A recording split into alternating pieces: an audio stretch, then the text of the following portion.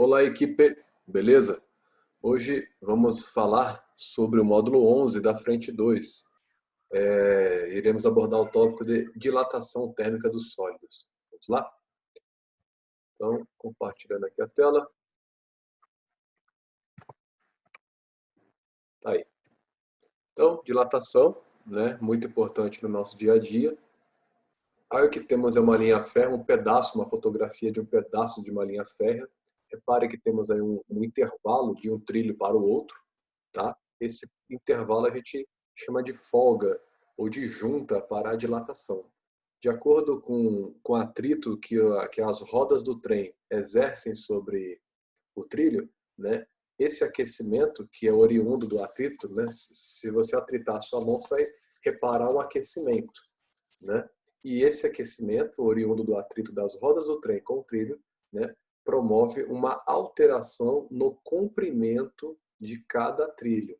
Tá? Isso aí vai colaborar para uma dilatação, né, um ligeiro aumento aí das dimensões do trilho. Tá? Se não houver esse vão, né, a gente pode ter esse fenômeno aqui que é o entortamento da linha férrea. Tá bom? Nos viadutos também temos essas juntas de dilatação em dias muito quentes, né? A estrutura do viaduto pode aumentar o seu tamanho, né? Pode, no caso, dilatar, né? E aí a gente tem que ter uma folga para que isso aconteça, senão a gente pode criar danos aí na estrutura do viaduto. Em calçadas, placas de piso, né? Também é interessante ter essas juntas de dilatação, tá? Para que não haja o trincamento, a quebra de pisos, tá bem? Pois bem. Então, dilatação, né, nada mais é, pessoal, dilatação, a gente entende, a gente tem uma ideia errônea de que ela surge apenas quando tem um aquecimento. Isso é mentira, tá? Ela também pode surgir no resfriamento. Por quê? Dilatação é aumento na sua dimensão. Então, se eu aqueço, desculpa, aumento não, é variação na sua dimensão. Então, se eu aqueço, eu aumento a dimensão. Se eu refrigero, eu diminuo, eu causo uma contração na superfície, tá bem? Então, dilatação é aumento, variação de dimensões, tá? É variação de dimensões. Então, se eu aumento a temperatura, dilatação positiva, aumento de dimensões. Se eu tiro o calor, diminuo a temperatura, ela contrai, tá bem? Então, ela diminui suas dimensões, tendo aí uma dilatação negativa. Então, temos três tipos de dilatação térmica dos sólidos: a linear, que ocorre em fios e barras, né, fios, barras, cabos; a superficial, áreas, né, placas, chapas; e a volumétrica, né, que ocorre em cubos, esferas, em blocos. Tá? Então, temos aqui os três exemplos, beleza? A dilatação linear, a gente pode calcular que a dilatação ela é proporcional ao comprimento inicial da barra. Por quê? Quanto maior o seu comprimento, mais moléculas eu vou ter. Mais moléculas, né, mais choques, mais colisões moleculares eu vou ter e, consequentemente, maior vai ser o resultado, maior vai ser a dilatação. Tá? O alfa é o que a gente chama de coeficiente de dilatação linear, cada material tem o seu, né? E também a dilatação, ou seja, o ΔL, vai depender da variação de temperatura. Quanto maior for a variação de temperatura, maior a dilatação. Tá? Então, o mesmo se aplica para uma dilatação superficial. Repare que aqui é a superfície inicial e aqui é o beta. O beta é o coeficiente de dilatação superficial. E para a volumétrica também, né? Temos a dilatação volumétrica, depende do volume inicial e do coeficiente de dilatação volumétrico, junto com a variação de temperatura. Tá bem?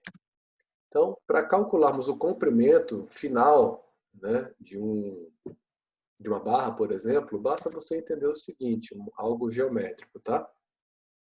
O L2, pessoal, que é o comprimento final, nada mais é que o inicial somado à dilatação. Só isso, tá? Então, o L2 é o L1 mais o tanto que dilatou. Pronto, calculei o comprimento final.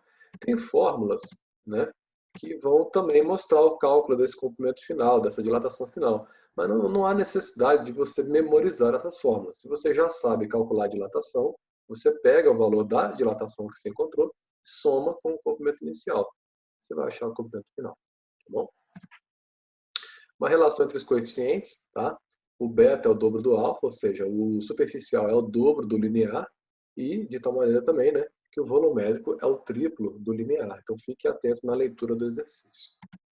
No primeiro, temos o seguinte: desertos são locais com temperaturas elevadas, extremamente áridos e de baixa umidade relativa do ar. O deserto do Saara, por exemplo, apresenta uma elevada amplitude térmica. Suas temperaturas podem ir de -10 a 50 graus Celsius ao longo de um único dia. Então, temperatura mínima, no caso, -10, e a máxima 50. Então, temos uma amplitude térmica de 60 graus Celsius. E ele segue.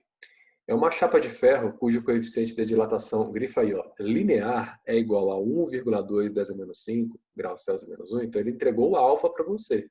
É o coeficiente de dilatação linear. É aquecida, sendo submetida a uma variação de temperatura, que representa a amplitude térmica, no caso 60 graus, do deserto do Saara, no exemplo dado anteriormente.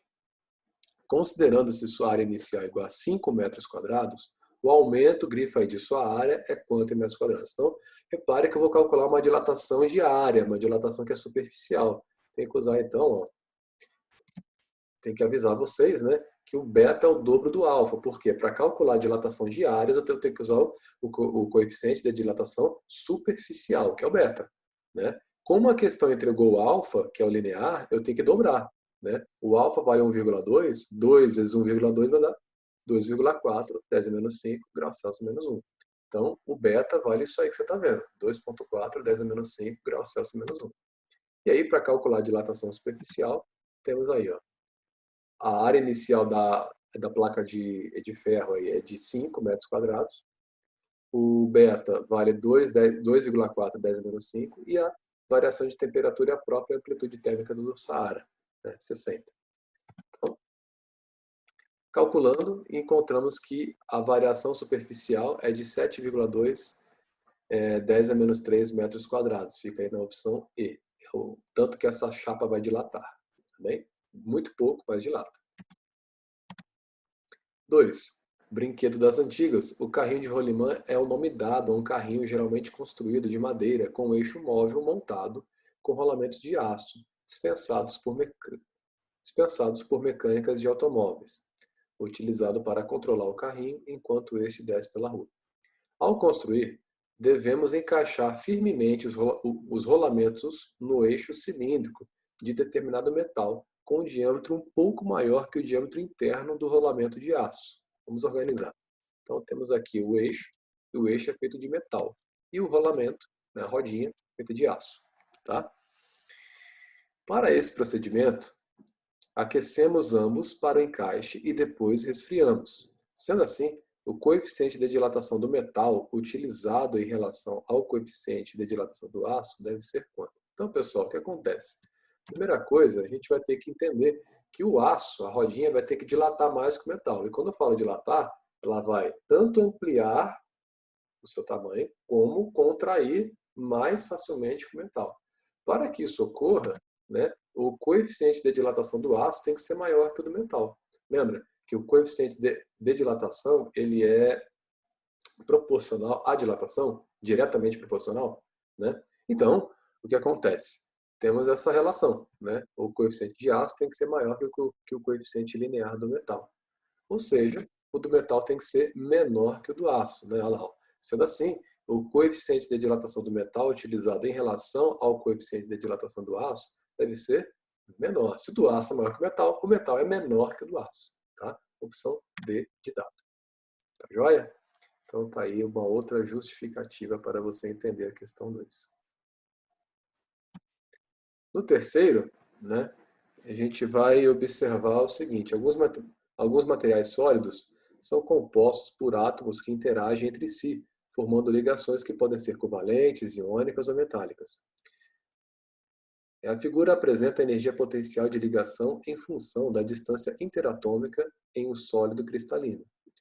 Analisando essa figura, observa-se que na temperatura de 0 Kelvin, a distância de equilíbrio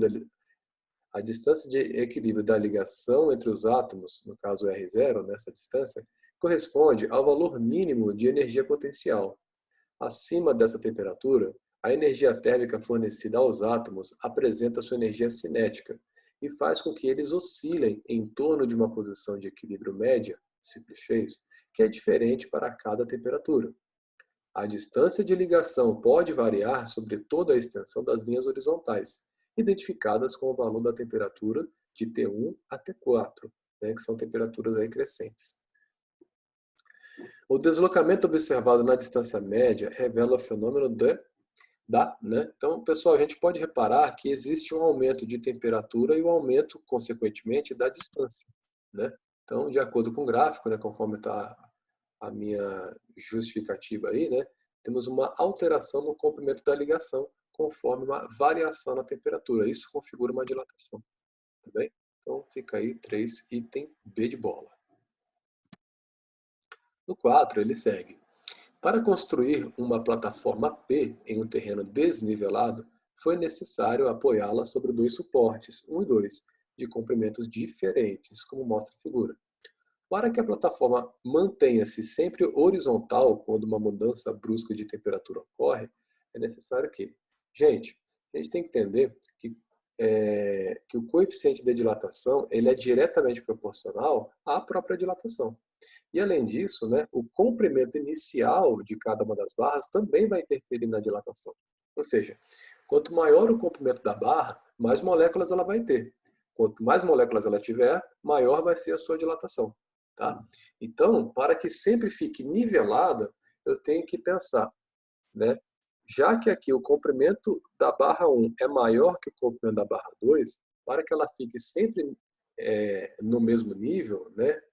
A gente vai ter que ter materiais diferentes, né? Ou seja, no caso, o coeficiente de dilatação da barra 1 tem que ser menor que o da barra 2, né? Porque se ele for maior, ela vai dilatar cada vez mais em relação à barra 2, ela vai ficar desnivelada, beleza?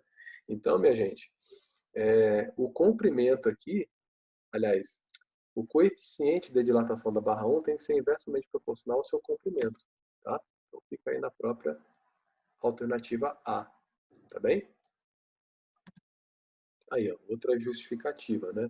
O L1 está para L2, ou seja, o comprimento de 1 está para o comprimento 2, assim como o alfa 2 está para o alfa 1, né? Então, são grandezas inversamente proporcionais para que eu sempre mantenha o mesmo nível, né?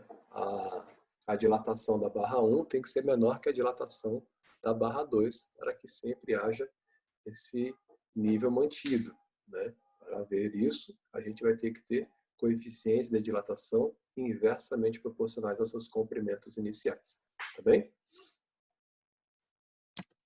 No último, temos o seguinte: um disco circular é recortado de uma chapa metálica homogênea e de espessura desprezível, que está inicialmente a uma temperatura θ0. Depois de retirado o disco, a chapa é furada. Aliás, a chapa furada é aquecida a uma temperatura θ1, que é maior que a θ0, enquanto o disco permanece a temperatura θ0. Após o aquecimento da chapa, pode-se afirmar que o disco... Então, um desenho para a gente entender. Está aí a chapa, né? Tem um contorno de um disco aqui, está bem clarinho, mas dá para enxergar. Tá? E aí, retirei o disco. Ele está a uma temperatura θ0. E aí, essa chapa que está a uma temperatura θ0 vai ser aquecida a uma temperatura θ1. E ocorre uma dilatação de cavidades, né? Se a chapa dilata, o buraco, a cavidade também dilata junto, tá? E aí, dessa forma, a gente vai conseguir colocar esse disco com muita folga dentro da nova chapa, tá bem? Então, assinalamos a opção B de bola, tá certo? Pessoal, então a gente fica por aqui. Um abraço para todos aí.